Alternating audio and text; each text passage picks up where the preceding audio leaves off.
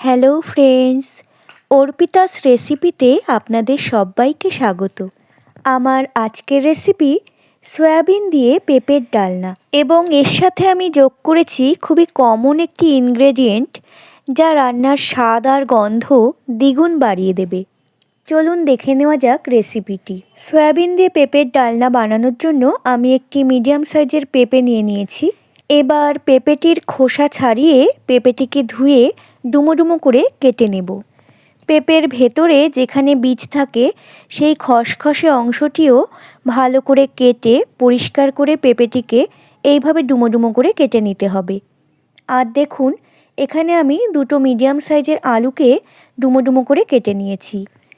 এদিকে gas oven on করে একটি পাত্রে আন্দাজ মতো জল গরম করতে বসিয়েছি। জলটি একটু ফুটে ওঠার পর এর মধ্যে দিয়ে দিলাম প্রায় 1 বাটি সয়াবিন। সয়াবিনটা একটু নেড়েচেড়ে 1 মিনিট সেদ্ধ করে নেব। তারপর গরম জলটা ছেঁকে একটু ঠান্ডা জল দিয়ে ধুয়ে রেখে দেব।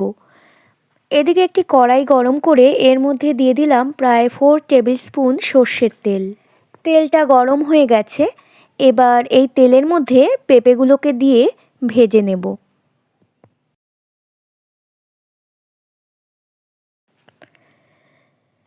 পেঁপেটা তেলের মধ্যে দেওয়ার পর একটু নেড়েচেড়ে নিয়ে এর মধ্যে দিয়ে দেব আন্দাজ মতো লবণ আর হলুদ গুঁড়ো।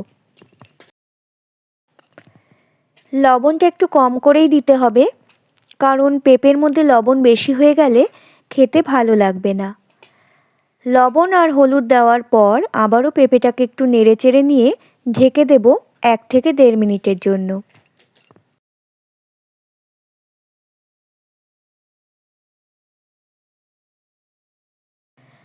আর এদিকে দেখুন, আমি সয়াবিনগুলোকে ঠান্ডা জল দিয়ে ধুয়ে এখানে রেখে দিয়েছিলাম। সয়াবিনগুলো ঠান্ডা হয়ে গেছে আর খুব ভালোভাবে সেদ্ধও হয়ে গেছে।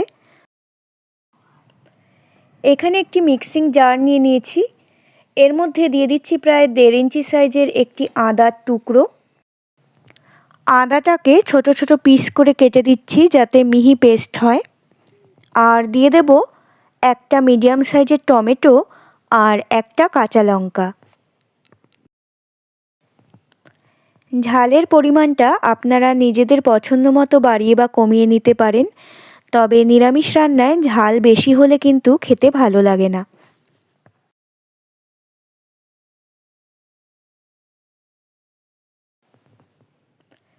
টমেটোটা কেটে দিয়ে দিলাম আর লঙ্কাটা দিয়ে দেওয়ার পর এবার দেব সেই আসল জিনিসটি, যেই জিনিসটির জন্য এই রান্নাটা স্বাদে আর গন্ধে খেতে হবে অতুলনীয়। 1 টেবিল স্পুন গোবিন্দভোগ চালকে আমি ভালো করে ধুয়ে একটু কিছুক্ষণের জন্য ভিজিয়ে রেখে দিয়েছিলাম। এবার সেই গোবিন্দভোগ চালটা দিয়ে দিলাম। বাজারে কিন্তু অনেক রকমের গোবিন্দভোগ চাল পাওয়া যায়। এই রান্নাটায় কিন্তু অরিজিনাল যে গোবিন্দভোগ চাল সেটি ব্যবহার করতে হবে। এর মধ্যে অল্প জল অ্যাড করে একটি মিহি পেস্ট তৈরি করে নেব। আর এদিকে কড়াইয়ের ঢাকনাটা খুলে পেঁপেটা একটু নাড়াচাড়া করে দিচ্ছি। পেঁপেটা প্রায় ভাজা হয়ে গেছে। পেঁপেটাকে এবার তুলে নিচ্ছি। এই রান্নাটা কিন্তু টাটকা পেঁপে দিয়ে করার চেষ্টা করবেন, তাহলে কিন্তু রান্নাটা খেতে অনেক বেশি টেস্টি হবে। পেঁপেটা তুলে নিয়ে ওই অবশিষ্ট তেলের মধ্যে দিয়ে দিচ্ছি আলুগুলো দিয়ে অল্প লবণ আর হলুদ দিয়ে একটু নাড়াচাড়া করে ঢেকে দেব। গ্যাসের ফ্লেম কিন্তু মিডিয়াম রেখেছি।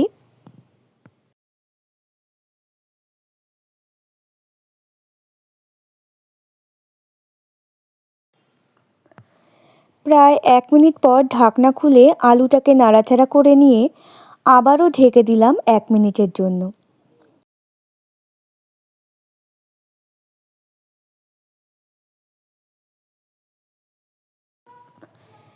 আলুটা একটু গোল্ডেন কালার করে ভেজে নিয়েছি। এবার আলুটাকে তুলে নেব।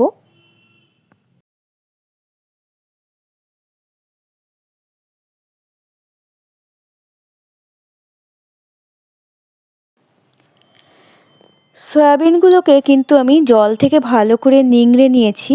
এবার ওই অবশিষ্ট তেলের মধ্যেই সয়াবিনগুলোকে দিয়ে একটু সাঁতলে নেব। সয়াবিনের ওপরে দিয়ে দেব খুবই অল্প পরিমাণে লবণ আর হলুদ গুঁড়ো।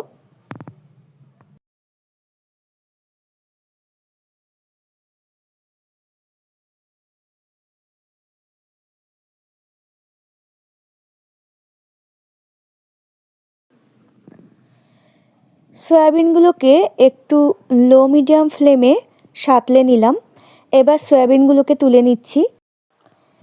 সয়াবিনটা ভাজার সময় কড়াইয়ের গায়ে যে একটু লেগে লেগে গেছে সেটাকে একটু খুন্তি দিয়ে পরিষ্কার করে নেব।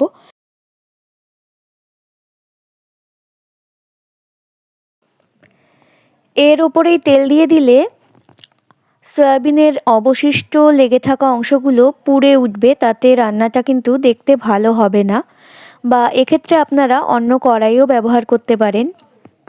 এখন দিয়ে দিচ্ছি 3 টেবিল স্পুন সর্ষের তেল। গ্যাসের ফ্লেম লো করে রেখেছি, তেলটা ওদিকে গরম হোক। আর এদিকে আমরা যে আদা, টমেটো, কাঁচা লঙ্কা আর গোবিন্দভোগ চালের পেস্টটা তৈরি করে রেখেছিলাম, সেই পেস্টটা একটা বাটির মধ্যে ঢেলে নিলাম। আর মিক্সির বাটিটা ধুয়ে একটু জল দিয়ে দিলাম। এখন এর মধ্যে কিছু মশলা অ্যাড করব। প্রথমে দিয়ে দিলাম 1 টেবিল স্পুন জিরের গুঁড়ো।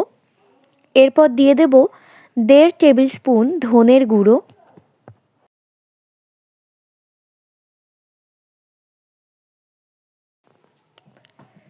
দিয়ে দিচ্ছি অল্প পরিমাণে কাশ্মীরি রেড চিলি পাউডার। দিচ্ছি 1.5 টেবিল স্পুন চিনি। চিনির পরিমাণটা কিন্তু আপনারা আরেকটু কমিয়েও নিতে পারেন, তবে নিরামিষ রান্না একটু মিষ্টি ভালো লাগে বলে আমি একটু চিনিটা বেশি দিলাম। দিয়ে দিচ্ছি আন্দাজ মতো লবণ আর হলুদ গুঁড়ো। এবার এই সব কিছু খুব ভালো করে মিশিয়ে নেব।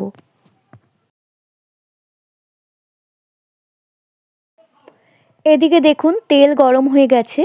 এখন এই তেলের মধ্যে ফোড়ন দিচ্ছি 2টো থেতো করে নেওয়া এলাচ, 2 টুকরো দারচিনি, একটা তেজপাতা আর 1 টিস্পুন গোটা জিরে। গ্যাসের ফ্লেম একদম লো করে রেখেছি, তা না হলে মশলাটা পুড়ে উঠতে পারে। এবার এই ফোড়ন দেওয়া মশলাটা একটু নাড়াচাড়া করে নিয়ে দিয়ে দেব আমরা যে পেস্ট করে রাখা মশলাটা তৈরি করে রেখেছিলাম সেটা। মশলার বাটিটা ধুয়ে একটু জল দিয়ে দিলাম। এবার সব কিছু একটু ভালো করে নেড়ে নিচ্ছি।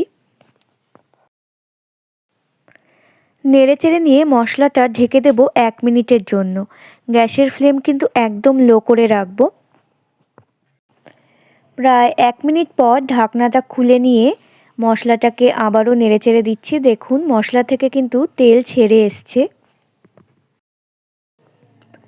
গ্যাসের ফ্লেম একদম লো করে দিয়ে ঢেকে মশলা কষালে কিন্তু রান্নার স্মেলটা ভালো আসে।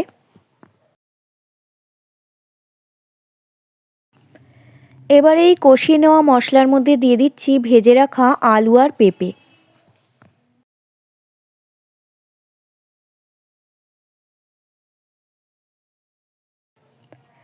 আলু আর পেঁপে মশলার মধ্যে দিয়ে একটু নাড়াচাড়া করে নিয়ে এর ওপরে দিয়ে দেব সাঁতলিয়ে রাখা সয়াবিনগুলো। আবারও একটু নাড়াচাড়া করে নেব।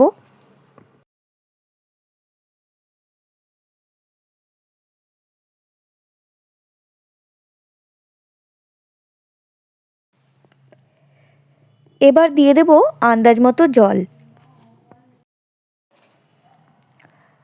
আমি এখানে সয়াবিন, পেঁপে, আলু ডুবে যাবে এমন মাপ করে জল দিচ্ছি। আপনারা যেরকম গ্রেভি খেতে পছন্দ করবেন সেই আন্দাজ করে জল দেবেন। এবার জল দেওয়ার পর ঢেকে দেব প্রায় 10 থেকে 15 মিনিটের জন্য। গ্যাসের ফ্লেম লো আর মিডিয়ামের মাঝখানে রাখবো। আমার টেস্ট করে মনে হলো আরেকটু লবণ লাগবে, তাই আমি আরেকটু আন্দাজ করে লবণ অ্যাড করলাম। তবে এই 15 মিনিটের মাঝখানে কিন্তু দুবার ঢাকনা খুলে নেড়ে দিয়েছিলাম। যেহেতু চাল দেওয়া আছে তাই তলা থেকে কিন্তু ধরে যেতে পারে। এবার সুন্দর একটা গন্ধের জন্য দিয়ে দিচ্ছি 2টো ভেঙে নেওয়া কাঁচা লঙ্কা। দিয়ে দিচ্ছি শাহি গরম মশলা পাউডার আর 1 টেবিল স্পুন ঘি। এই সব কিছু দিয়ে একটু নাড়াচাড়া করে নিয়ে একদম গ্যাসের ফ্লেম অফ করে দিয়ে ঢেকে স্ট্যান্ডিং টাইম দেব 10 থেকে 15 মিনিটের জন্য। তারপর ভাত, রুটি, লুচি, পরোটা সব কিছুর সাথেই কিন্তু আপনারা পরিবেশন করতে পারবেন সয়াবিন দিয়ে পেঁপের ডালনা। আমার আজকের রেসিপিটি আপনাদের কেমন লাগলো আমাকে কমেন্ট করে অবশ্যই জানাবেন। ভালো লাগলে একটি লাইক ও শেয়ার করবেন আর আমার চ্যানেলটিকে সাবস্ক্রাইব করবেন। সবাই ভালো থাকবেন। এতক্ষণ সাথে থাকার জন্য অনেক ধন্যবাদ।